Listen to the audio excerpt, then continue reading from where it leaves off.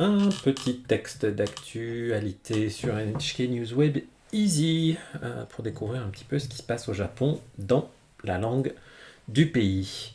Voilà, vous inquiétez pas, je vous explique tout.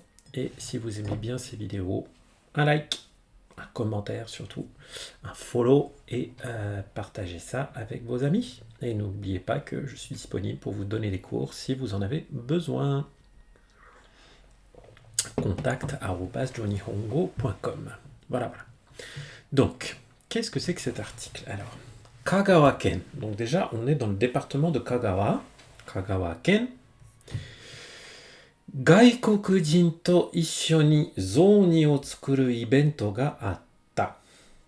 Alors, on va regarder la fin déjà. Ibento, event, rien à voir avec le bento, hein. Ibento. Ibento ga atta. Atta, forme passée en ta du verbe aru, il y a quelque chose. Qu'est-ce qu'il y a eu? Un événement, ibento. Et il y a eu un événement, et tout ce qui précède ibento, là, qui se termine par le verbe tsukuru, c'est une proposition déterminante qui vient donc dire quel genre d'événement. Gaikokujin, les étrangers. To ishoni. To ishoni, c'est une expression qui veut dire ensemble avec quelqu'un. Avec quelqu'un. Donc, avec des étrangers, ensemble avec des étrangers, des personnes non japonaises, donc, zoni o tsukuru. Le zoni, c'est une spécialité qu'on fait en hiver et particulièrement autour du Nouvel An.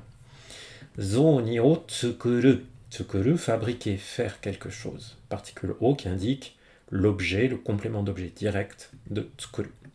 Donc, il y a eu un événement à Kagawa, dans la préfecture de Kagawa, où des Japonais et des étrangers ont ensemble préparé des zoni.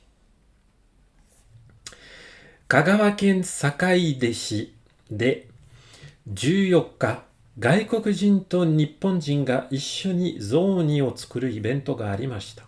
Bon, là on a à peu près la même chose que dans le titre.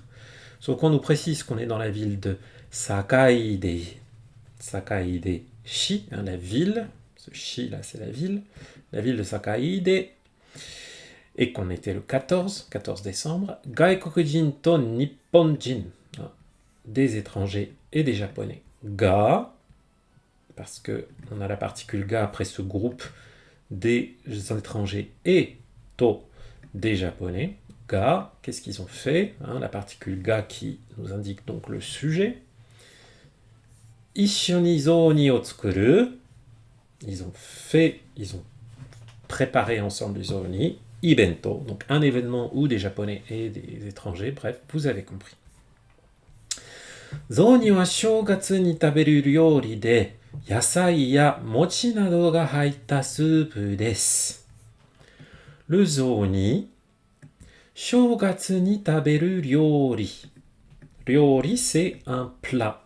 C'est la cuisine ou un plat en particulier. Donc là, on va dire c'est un plat, parce qu'après, on a un de. Ce de, c'est la forme suspensive de des.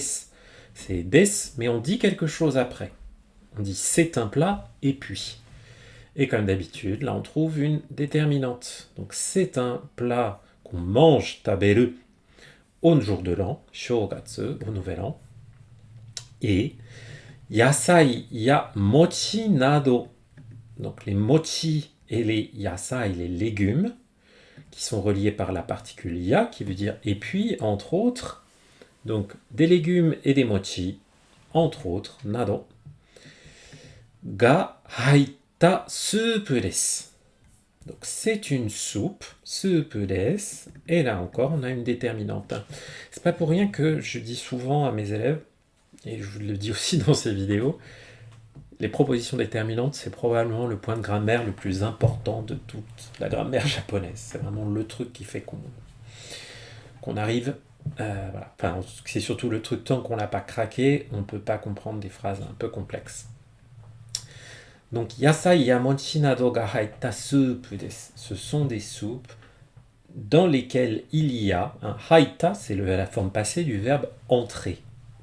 Donc, dans lesquelles sont entrés des légumes et des mochi. Et c'est un plat qu'on mange au Nouvel An. Awasete 14 nin ga zoni o tsukurimashita. Awasete, c'est le verbe awaseru, hein, mais qui est mis là, cette forme en T. Donc on peut le voir un peu comme une forme d'adverbe. Awasete, ça veut donc dire ici au total. Hein. Ce verbe awaseru, ça veut dire ajuster, s'adapter ou atteindre le même niveau que d'autres. Donc au total, 14人, donc 14 personnes, ga zoni o tsukurimashita. Donc 14 personnes ont préparé, tsukuru, du zoni. Kagawa ken no zoni wa hoka no tokoro no zoni to chigaimasu.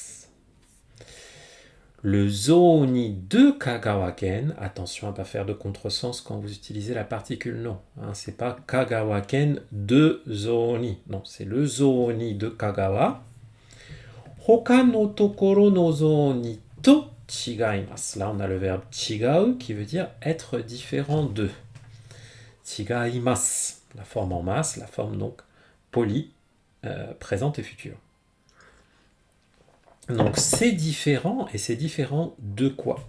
La chose dont c'est différent, c'est ce qui précède la particule to ici. Hoka no tokoro no zoni to, donc littéralement le zoni des autres endroits. Tokoro c'est un lieu, un endroit, et hoka no quelque chose c'est autre.